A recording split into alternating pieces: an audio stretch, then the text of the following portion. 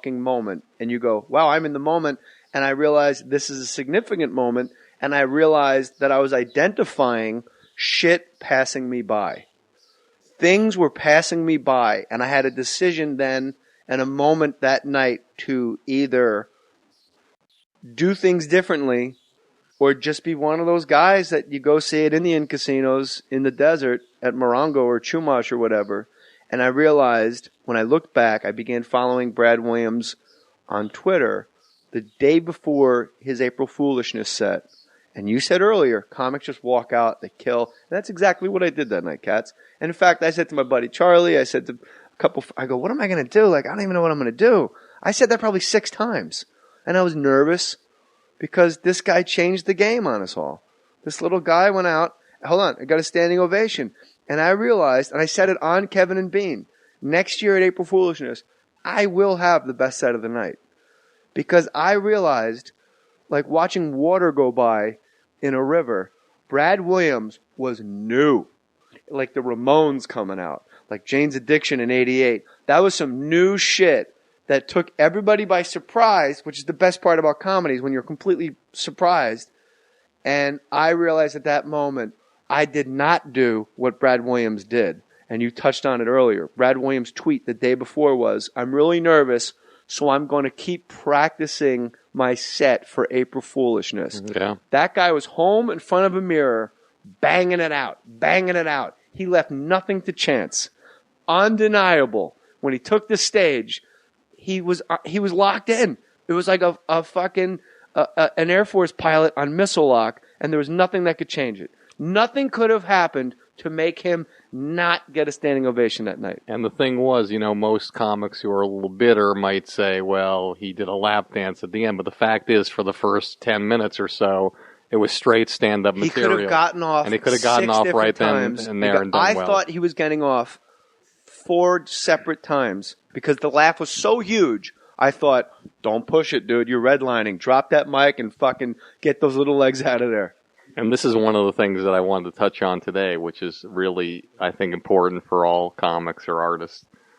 I want to ask you a question, and maybe you'll answer it a different way, but I'll ask it this way. If you were to ask 100 guys or what out there, who would you rather be? Would you rather be Tom Brady or would you rather be Eli Manning?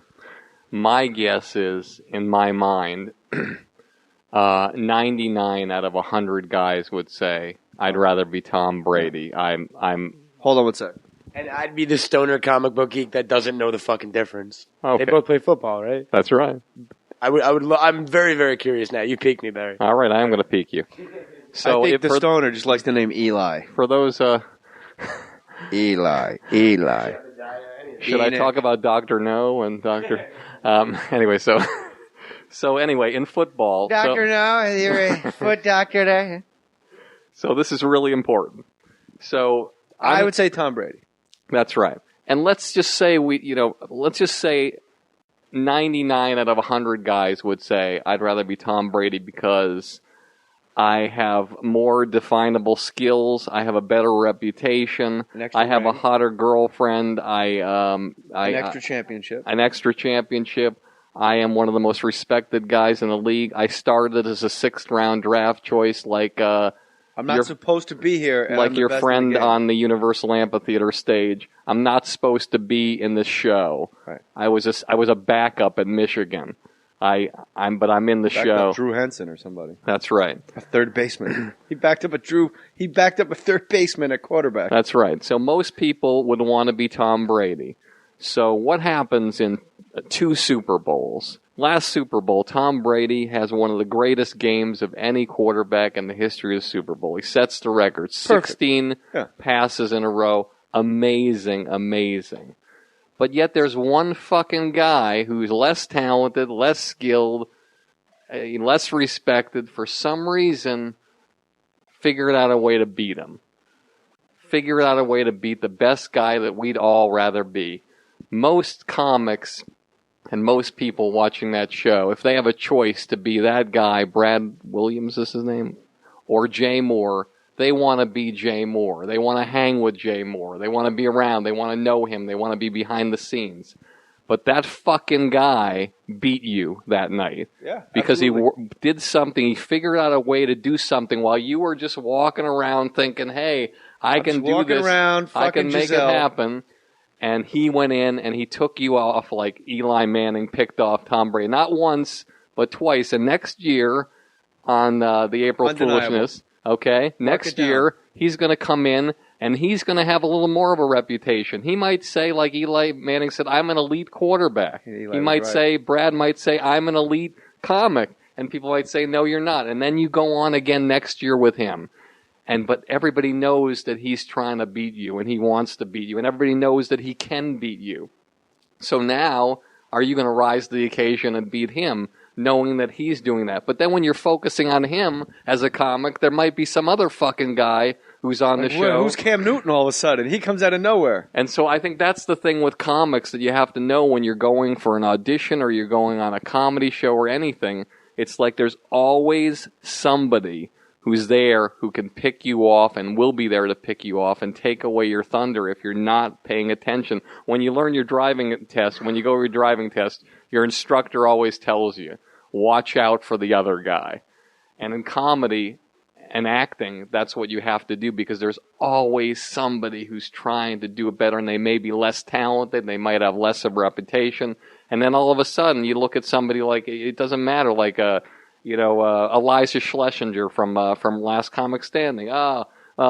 People say, "Hey, well, she's not a great comic. She was new. She was an open micer. She was lucky that she won. It's because she was a woman. Oh, she shows her boobs, whatever. We'll see what happens with her." Well, what happened with her? She booked a fucking syndicated show, and now she's got like over 100 episodes of hosting a show, and she's probably making millions of dollars, and she's on camera. And she's doing stand-up off camera while these guys are in the back smoking, making bitter comments.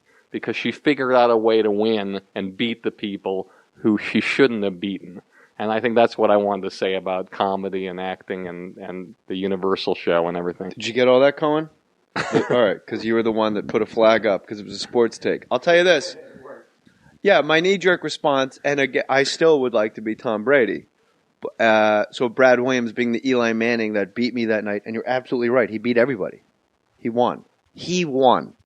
That's right. And I said, the moment I got that crowd to give me more applause and respect than I deserved, because I went out there, I should have been in my fucking pajamas and slippers. I was like Dean Martin, like, I'll just go out, watch you people have a good time now, and then that other Italian and Jew will come out. Then you got a show there, pappy. And Brad killed so hard, but I drove home wishing I was Brad. I wish I had Brad's set. So you're absolutely right. But next year, there's no way. I'll figure out a way. Oh, what I was going to say is, my Dean Martin sidetracked me. The moment I got that audience to give me a B+ instead of a B- was when I said, all right, time out. Look, Brad Williams had the best set of the night. We're all playing for second place. Let's not. And then they all applauded. And then I went, because the Masters was on, I go, we're all playing behind little Lefty on the leaderboard.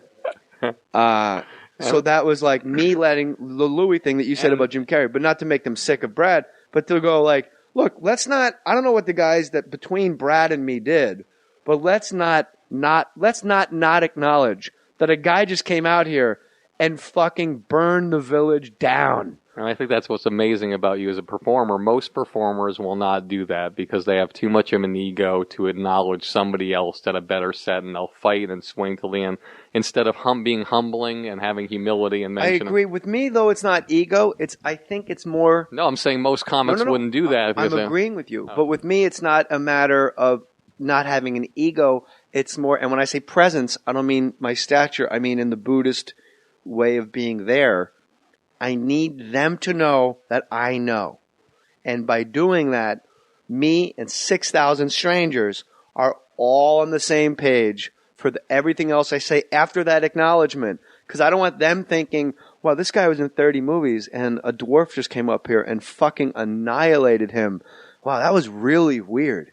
That was incredible. I wonder if that little guy, he should be in movies. I bet. And they're just thinking, and they're thinking. And then Tim Minchin's on in between with a fucking piano, and Eddie If just did something doing his thing. And they're going, oh, this is like the best time. That little guy, hey, Just everyone, yes, the little guy fucking destroyed. Now let's move forward. And they go, oh, he does know. Okay, good. And now I have them paying attention. No, So it's not right. me laying my ego at the door. I think it's more the Buddhist, the meditation, Zen, and the art of stand-up comedy of saying, hey, let's all have a singular thought to get trippy and to get transcendental on your ass. You was crying like a pussy.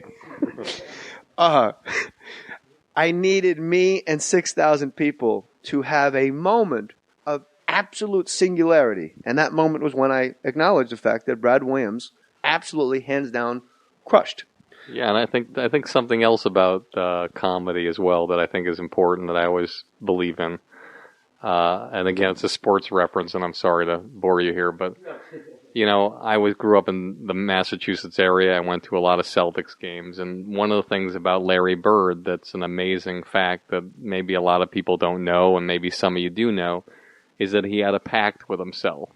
And the pact is after every practice or every game, he would go back on the court at the free throw line, and he'd have to hit 100 free throws in a row, or else he didn't allow himself to go home. So if he clanged one off at 99, he had to start over. It didn't matter if he went home at 3 in the morning. That was the pact he had with himself. And that's why he's in the fucking Hall of Fame. And if you're a comic and you're an actor and you want to do well, you got to work that hard and you got to put that time in, and you're not going to become, yes, you can become an actor and do well and not really work as hard at it. It can happen. You can become a great stand-up comic by not working hard. Look, I don't think Dave Chappelle is a hard worker, but he's a genius, in my opinion. And so he can walk out, he can wake up at the crack of noon, he can walk in anywhere. He could be sleepy, the red light goes on. It's magic. It's always magic. And there's always going to be people in life, whether you're a rocket scientist, there's always going to be that guy who didn't study as hard, who's better than the rest of the people, whatever. But for the most part on the bell curve, you have to work hard, and you have to work as hard as Larry Bird did. And if Magic you can do Johnson, Michael Jordan, Larry Bird, Tom Brady, everyone you can mention that's in the Hall of Fame, with the exception of like Lawrence Taylor, who was smoking crack. Yeah. Imagine if that fucker applied himself.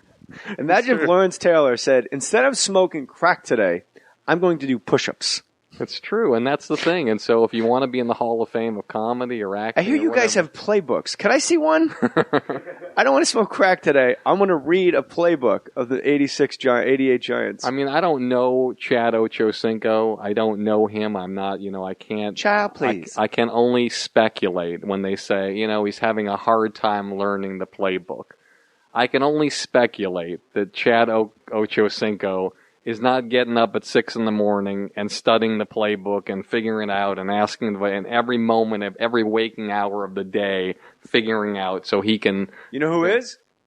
Danny Woodhead. That's right. And that's why he had a goddamn touchdown in the Super Bowl, and he's a 5'5" white running back from a Division III community college. And Bill Belichick says, let's go to the fucking, let the little kid have one, huh, honey? Agee! Brad Williams. He's the Danny Woodhead is the Brad Williams of the Patriots. It's true. It's like Andrew Dice Clay is the offensive coordinator of the Hey, Belichick! Why do you let the little kid have a turn, huh? Why the long face, Belichick, huh? Hey, Tom Brady, let me smell it, huh, Tom? Agee! Let me see Ami Mora. I fucked him. Now you're getting me into character comics, because I think this is a fascinating thing about comedy too, if you don't mind me playing into this for a second. So people always ask me a lot of times about, comedians that do characters, and there's all sorts of characters. There's the Dice Clay, which is, it's a version of himself, but it's a highly accentuated character. Larry the Cable Guy, highly accentuated character. Bobcat Goldthwait, highly accentuated character. Jeremy Hotz. Mitch Fattel, lesser accentuated, but still a character. These guys who do these characters, it's a very dangerous thing, because what happens is, if you're doing a character on stage now, you can rise like no one rises without really putting a really huge amount of effort in. You tap into a character, and your material is it's like lighter fluid to a flame. It just takes regular material, a character, and just shoots it to the highest possible level where people go crazy over it. I shoot my jizz. Traveling hooers. The only problem about it is that it becomes so successful that become locked into it, and then what happens is that people get tired of it. The audiences get tired of it, and you slowly erode, your audience erodes. But then what happens is you'll maintain your following in 400 seaters for the rest of your life. There's only one. I want to share this because it's fascinating. It's amazing. Katz knew I was going to interrupt, and he wasn't looking at me. Did you